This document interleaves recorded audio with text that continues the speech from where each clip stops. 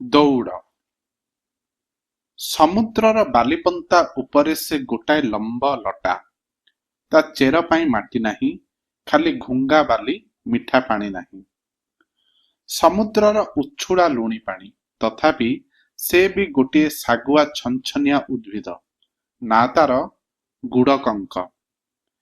କିଏ କାହିଁକି ତାକୁ ଚାହୁଁ ଚାହୁଁ ଗୁଡ଼ କଥା ଭାବିଥିଲା ତ ଜଣା ନାହିଁ। ଝିଙ୍କ କାଠି ପରି ଠିଆ ଠିଆ ଲମ୍ବ ଲମ୍ବ, ଶୁଖିଲା ବାବୁଲ କଣ୍ଟା ପରି ସରୁ ସରୁ ଆଉ ନିରସ। ଆକୃତିରେ କଦମ୍ବ ଫୁଲ ପରି, ଆକାରରେ ଫୁଟବଲ। ସେଇ ତାର ଫୁଲ। କେତେବେଳେ କଢ଼ ଧରେ, କେତେବେଳେ ଫୁଟେ ଆଉ ଶୁଖେ। ତାପରେ ଗୋଟା ଛାଏଁ ସେଇ କଣ୍ଟାଳିଆ ପିଣ୍ଡୁଳା କେତେବେଳେ ବୃତ୍ତଚ୍ୟୁତ ହୁଏ, ଏଣେ ତେଣେ ଧାଇଁ ବୁଲେ।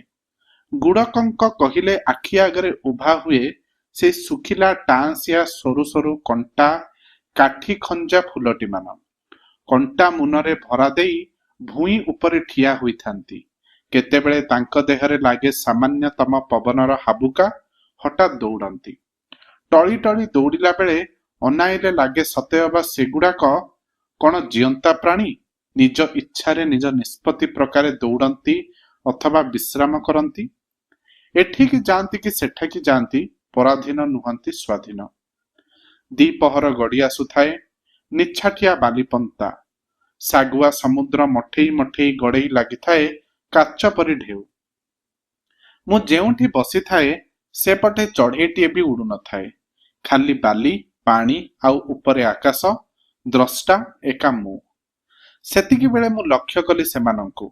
ବାଲିବନ୍ତ ଉପରେ ଧାଡ଼ି ହୋଇ 7ଟି ଗୁଡ଼କଙ୍କ ଫୁଲ। ସେମାନେ ସତେକି ନିଶ୍ୱାସ ରୁନ୍ଧି ଉତ୍ସୁକ ହୋଇ ଅପେକ୍ଷା କରିଥିଲେ। ସେଇଠୁ କାହା ନିର୍ଦ୍ଦେଶ ପାଇଲେ କେଜାଣି ଦୌଡ଼ିବାକୁ ଆରମ୍ଭ କଲେ। ଭାରି ଉତ୍ସାହ ଲାଗୁଥାଏ ସେଇ ଦୌଡ଼ ଦେଖିବାକୁ।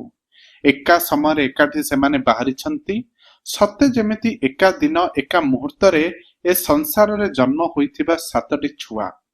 ଏକା ଜୀବନ ଦ୍ୟୋତନାରେ ପ୍ରତ୍ୟେକ ପରିଚାଳିତ।